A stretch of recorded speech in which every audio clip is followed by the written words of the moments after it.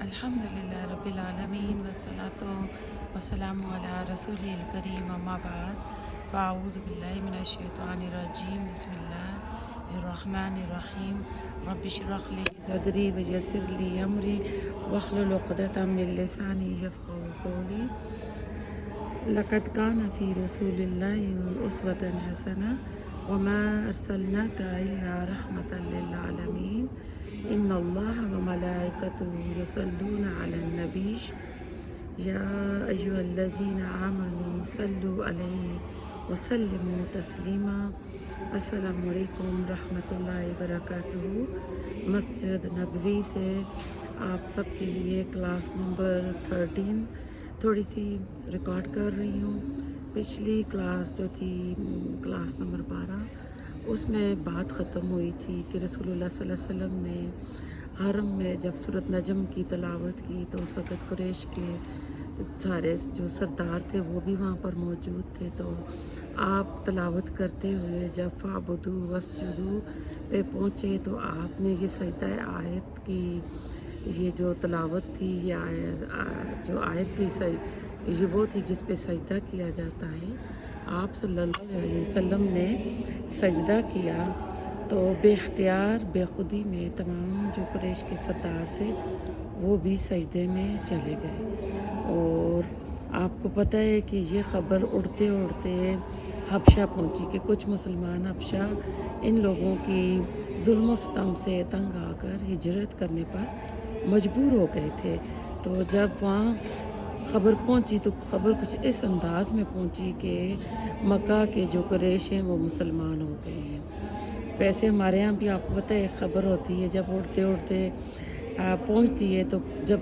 وہ 10-12 لوگوں سے پھرتے پھرتے پہنچتی ہے تو وہ آدھی چینج ہو چکی ہوتی ہے، تو یہاں بھی یہی حال ہوا۔ تو اب جو حبشہ میں مسلمان تھے انہوں نے سوچا کہ ہمارا یہاں پر اب ہجرت کا تو کوئی ہجرت ختم ہو گئی، اب ہجرت کا تو کوئی فائدہ نہیں، اپنے وطن چلتے ہیں، تو یہ واپس وہاں سے چلے۔ جب یہ مکہ سے کوئی تھوڑا سا دور تھے تو وہاں پر ان کو جو صحیح خبر تھی وہ لگی کہ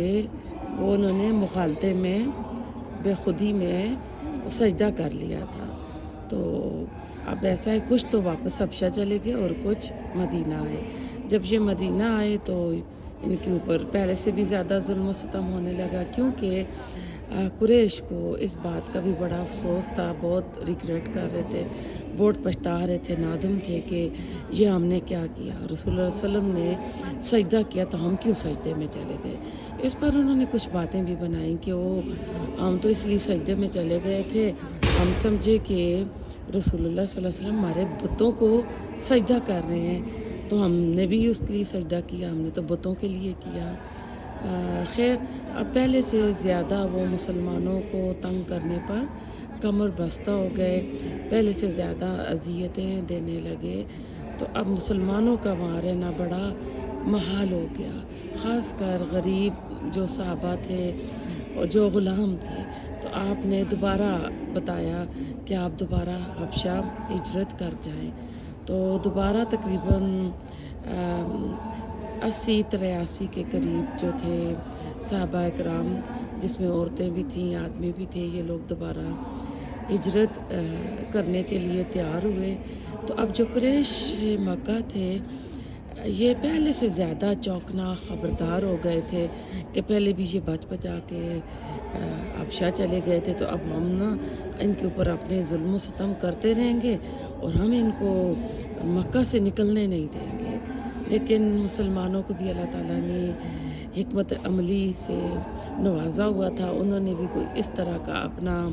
بندوبست کیا، اس طرح کی تیاری کی کہ ان کو خبر نہ لگی اور وہ حبشہ چلے گئے۔ جب قریش مکہ کو پتہ چلا کہ یہ حبشہ چلے گئے ہیں تو غصے سے یہ ان کا برا حال ہونے لگا، ایک تو جو سجدہ کیا تھا اس پہ نادم اور شرمندہ تھے، اور دوسرا ان کو تھا کہ یہ ہمارے ہاتھوں سے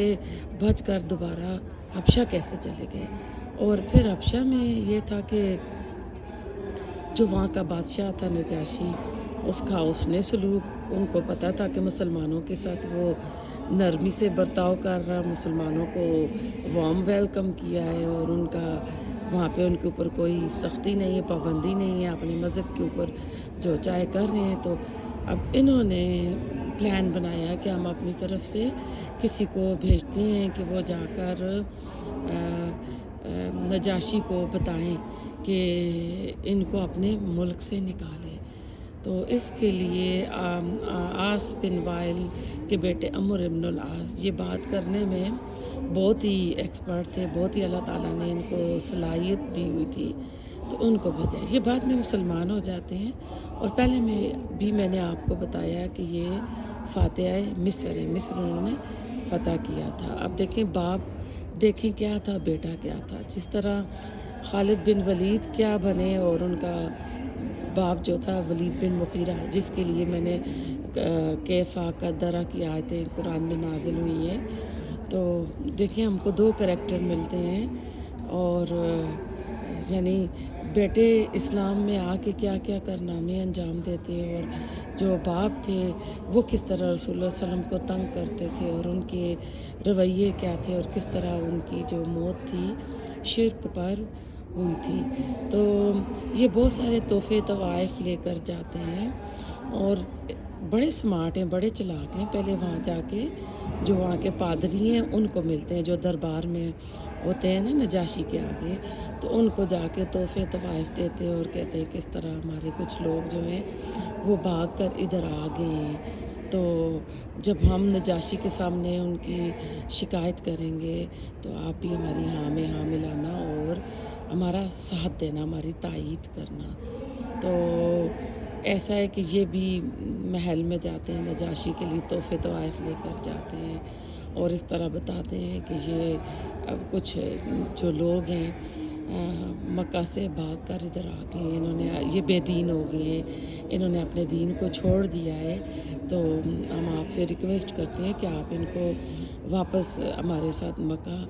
جانے دیں۔ تو نجاشی جو تھا بڑا عادل بادشاہ تھا، تو اس نے کہا کہ نہیں، میں نا پہلے ایک یک طرفہ یعنی بات کو میں نہیں سنوں گا، میں 2 طرفہ بات یعنی میں ان کو بھی سنوں گا۔ تو اس دن وہ مجلس کو برخاست کرتے ہیں،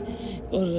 حکم دیتے ہیں کہ کل جو مکہ سے آئے ہیں ان کو بھی اکٹھا کرو، میں ان کی بھی بات سنوں گا کہ ان کی سٹوری کیا ہے کہ کیوں اپنا وطن چھوڑ کر یہ حبشہ آئے ہیں۔ تو دوسرے دن جب یہ اکٹھے ہوتے ہیں تو ابو طالب کے بیٹے حضرت علی کے رضی اللہ تعالیٰ عنہ کے بھائی جو ہیں جعفر، جن کو جنگ موتا میں ان کے ہاتھ کٹ گئے تھے، تو انہوں نے پرچم کو گرنے نہیں دیا تھا، تو انہوں نے اپنے دانتوں سے جھنڈے کو پکڑا تھا، تو ان کو تیار کا لقب ملا تھا، تیار پرندے کو کہتے ہیں۔ تو زیادہ تر یہ جعفر بن تیار کے نام سے مشہور ہیں۔ تو جعفر بن تیار جو ہیں لیڈر بن کے آگے بات کرتے ہیں، تو اگلی کلاس میں ہم اس پر بات کریں گے۔ تو انشاءاللہ پھر اگلی کلاس میں بات ہوگی، زیادہ تفصیل سے ادھر میں زیادہ لمبی نہیں کر سکتی ہوں کہ کیمرے لگے ہوئے ہیں، تو ایسا نہ ہو کہ کوئی آ جائے اور مڈل آف دا میری یہ کلاس ہو تو اس میں مجھے سٹاپ کرنا پڑے۔ تو ربنا تقبل منا انک انت السمیع العلیم وتب علینا انک انت التواب الرحیم سبحانک اللہم بحمدک نشہد ان لا الہ الا انت نستغفرک ونتوب الیک۔ السلام علیکم ورحمۃ اللہ وبرکاتہ۔